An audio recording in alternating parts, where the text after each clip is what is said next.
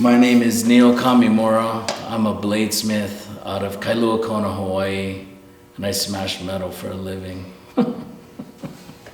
Everything we're gonna do can create you carpal tunnel. Right. So we want to limit that. So we want you to be your arms locked here, like this, grinding. We want you forging and dropping right at the perfect height, because you can't run the risk of doing something you love that makes it like kind of affects you, your body. Right? My real concern was never that Cowboy wasn't going to learn it quick and learn it and be good at it. It was never really my concern. My concern was he's gonna love it so much he's gonna hurt himself.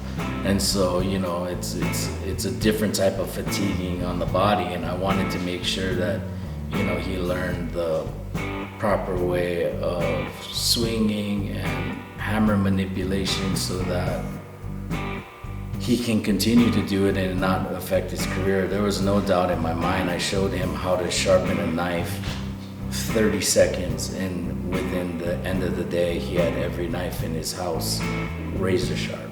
And that's an awesome thing, And all it takes is really somebody to show you, and then you're just like, oh. Obviously there's depths of it, but your basics are there.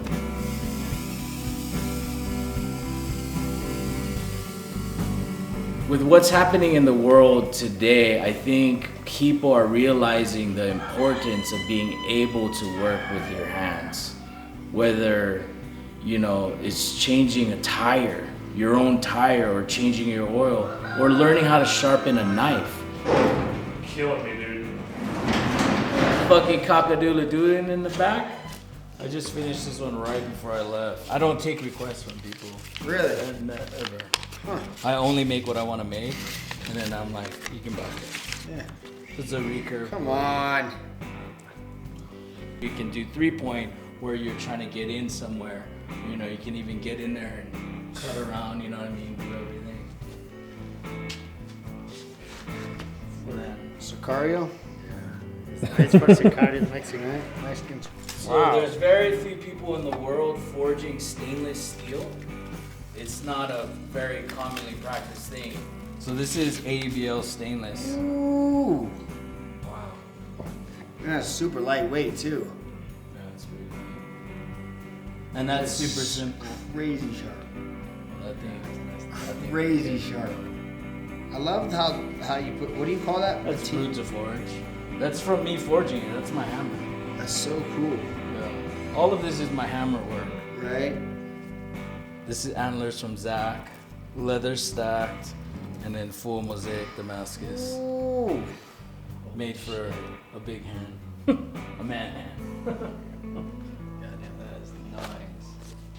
It's time on the tools, it's time on the mat, it's time out in the field, it's time under the hood, and it comes to a point where I wanted to make knives. I felt it made me a better father, a better family man, a better husband. I felt it changed me, it gave me clarity, but I also wanted it for myself. I think we go through life just giving to our friends and giving to everybody, and sometimes you find something and it's okay to be selfish, because that selfishness completes you and gives you the ability to be better for your community, be better for your family, and be better for the business, It's the basics. This is the basics, how I learned, and it's the same, fundamentals that we're gonna go through. You never know what to expect when you just talk to someone over the phone or you watch them on social media or whatnot, but I come from a place, I knew what I was getting into because we have mutual friends.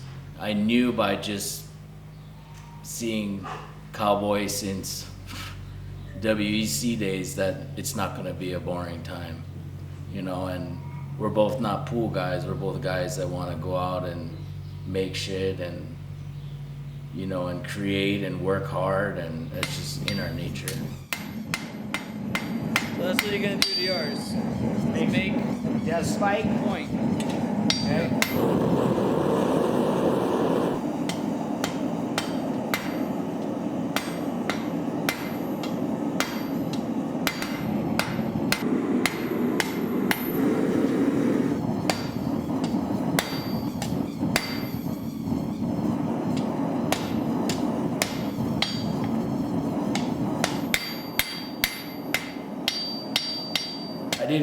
He didn't call me and then put me up in a hotel 20 miles away and organize a thing where I just come and do a demo. He brought me into his family. You know, he brought me into his home, and I want to do the same for him. Being from Hawaii, I grew up in Waimea, which is Parker Ranch, one of the largest ranches in the West. So we have a lot in common in the sense of that, you know, we like trucks, we like mud, we like hunting, we like fishing, we like being outdoors, and we like being capable human beings. But I think the thing that we have most in common is that there's certain types of people, and I'm not gonna call it an alpha, I'm not gonna call it, there's not a word for it, it's just a type of person that's not willing to settle and be like, it's okay, I'm just gonna do this thing that I don't like. We literally spend our days, day in and day out, doing what inspires us. So whether it's going out and driving his trophy truck or his whatever, racing out in the dirt, you know, getting his happiness from that, or you know, knocking somebody out, or for me it's, you know, it's surfing and making knives and living my life that way, not selling out in a sense of like, oh well, you know, I'm gonna do this even though I don't like it. We live life every single day the way we want it, uncompromising. And when our kids look up to us, they realize that we went out and just took life. We didn't go on a ride with life, we took life. We said, this is our life. And so you can tell your kids, hey man, take a chance, follow your dreams, do this, work hard. But if we cannot do any of those things, those words are meaningless. And I think that's the number one thing that we have in common, and that becomes a brotherhood, and that becomes something that's unbreakable, and that's what makes a handful of people family.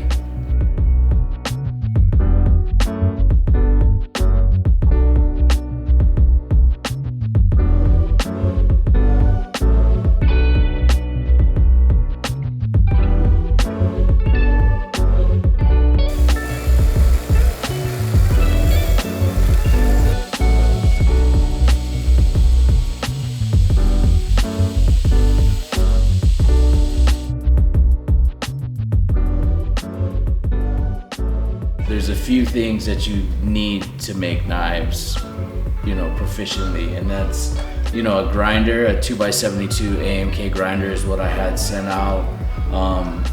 Cowboy picked up an anvil from a friend.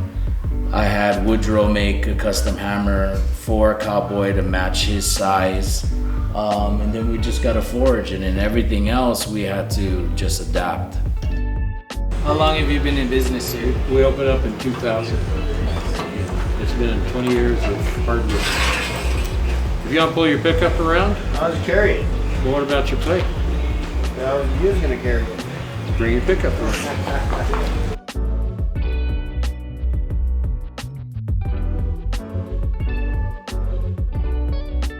I don't want to bolt to the plate. You're gonna go through it I to want to the, go through the angle. so we'll make it the same size. Got it. Got it.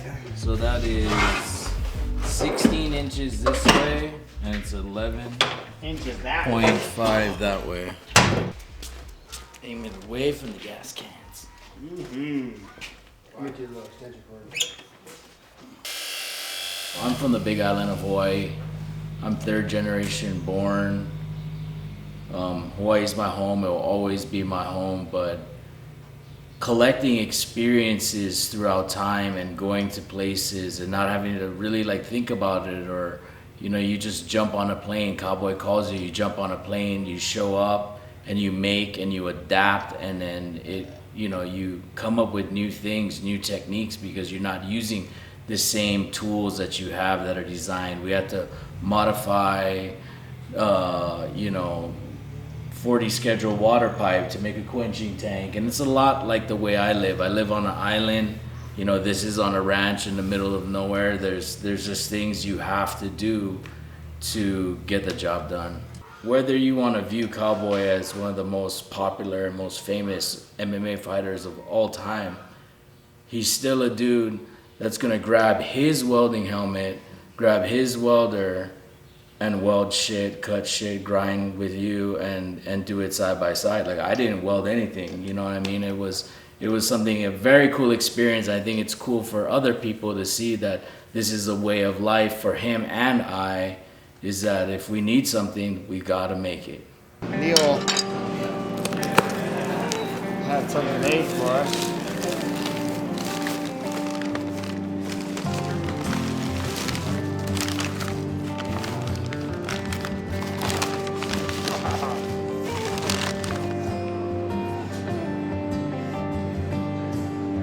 If you're into cool shit, that's pretty cool. You're gonna have to get a bigger anvil.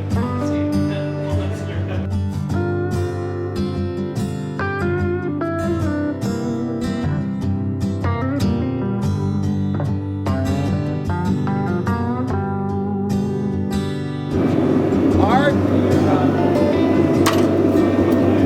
little bit harder than that.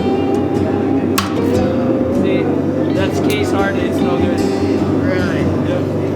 It's all about just following your passion. It doesn't have to be working with, like, having dirty hands. Like, you know, it can be as simple as, you know, designing video games. It really doesn't matter. It's about following your passion. It's about putting the work in, because everything that you want is right in front of you, and you just need to reach out and grab it. Whether it's waking up 2 hours before your kids and putting in the time into what you're passionate about, whether it's putting them to bed and then going out there and spending more time. I'm a 100% believer. If you work 40 hours a week, cool.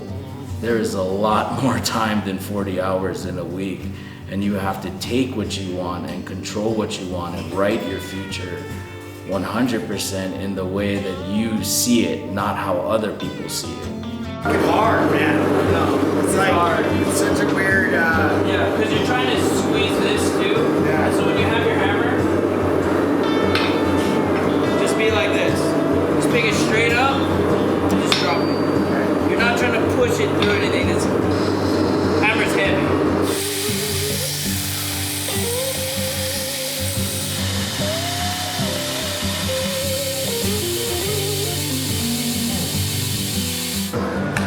This loosens the main bolt.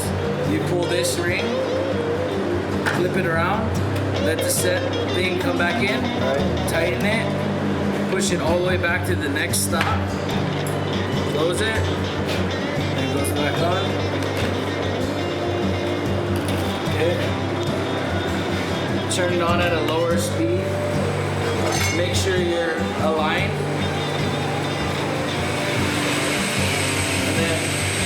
The way that you need to do hollow grinding is you're looking down. Get it so because it will stay in that.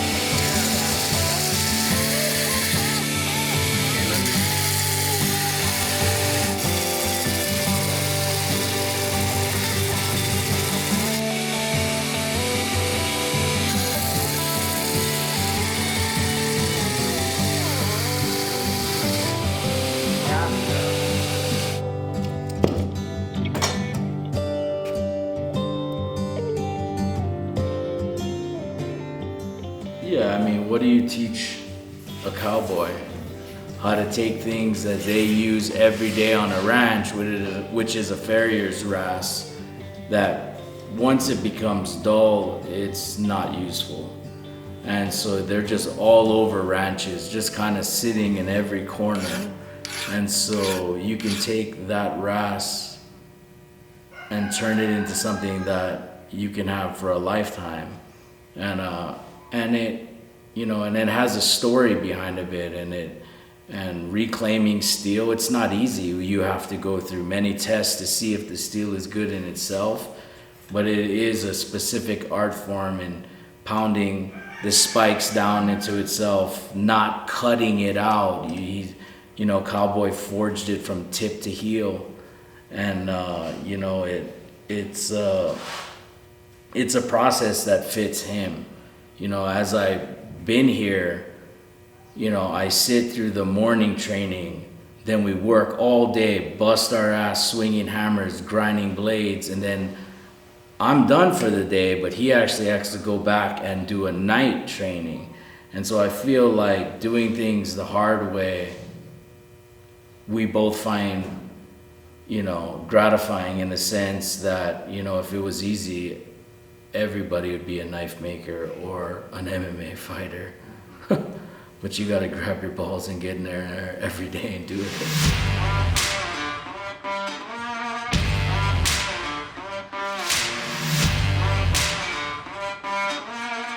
Yeah, you know, I'm from the Big Island of Hawaii. We don't watch football, we don't watch soccer or baseball. Like, we watch MMA.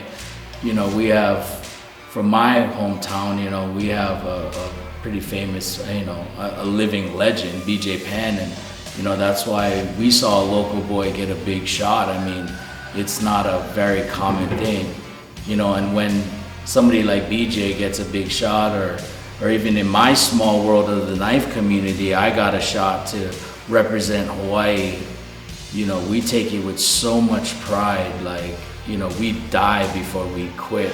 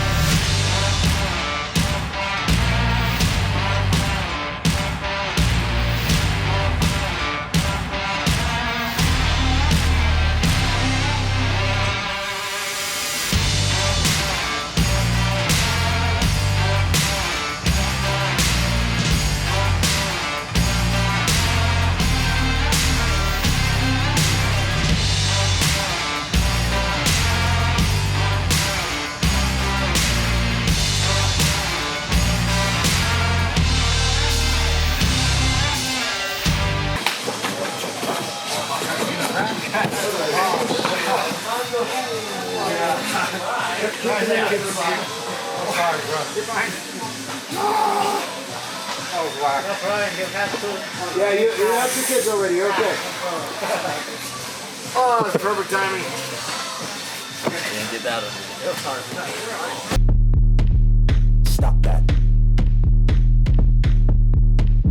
Stop that. Stop that. What it related to me was the first time I went and watched Steve Schwartzer, who was a 50-year knife maker.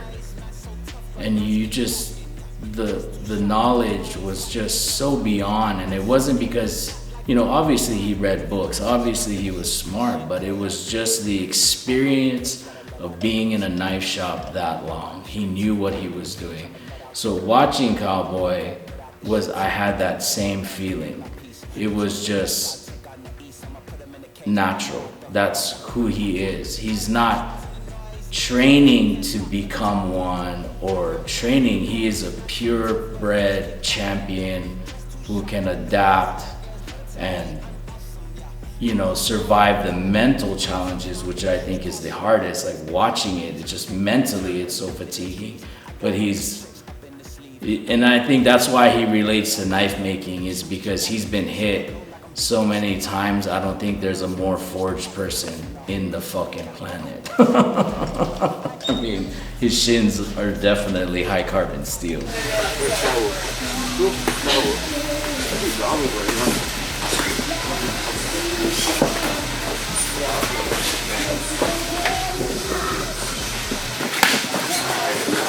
Hey, this is Cowboy. Stop that. Stop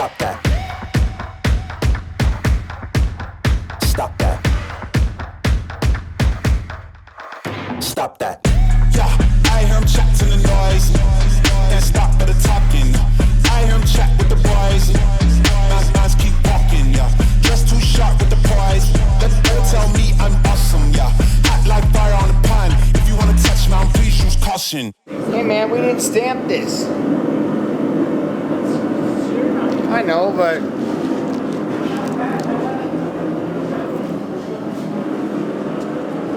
how am I supposed to sell it? You're really fucking my resale value here, bro. So is this what you're gonna use to cut up the pork butt tonight? This is what I'm gonna use to cut the umbilical cord in the pregnancy.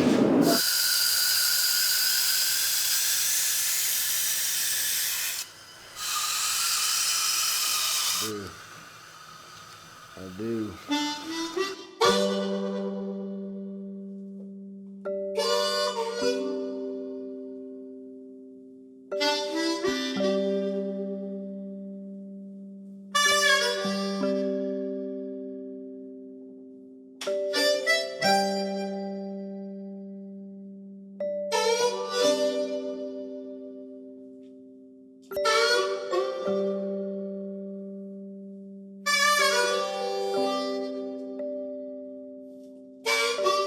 I made a knife for my friend Bo, and I told him, man, I'm a huge fan of Cowboy Cerrone's, and then he said, that guy, shit, and it all came to be, you know, and I've always been a big fan because, and it was a good opportunity for me, and it, you know, there's no knife maker,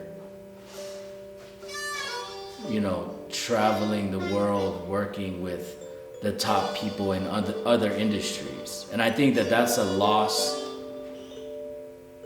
trade in the sense of when you were a blacksmith, you made wars because you made the weapons. They were revered.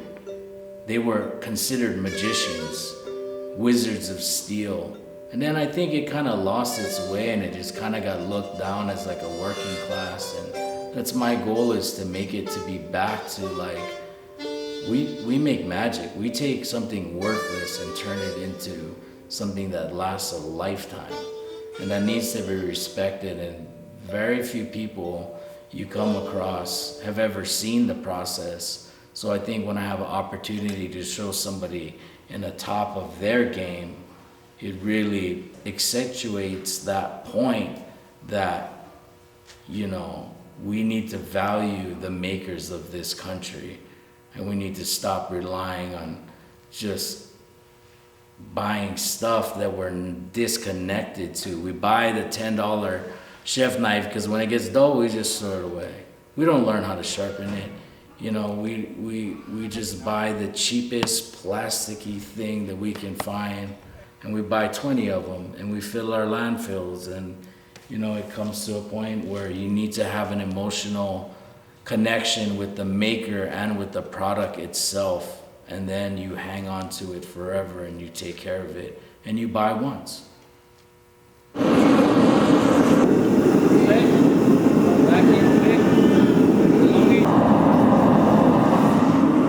it all the way in and shake it. In.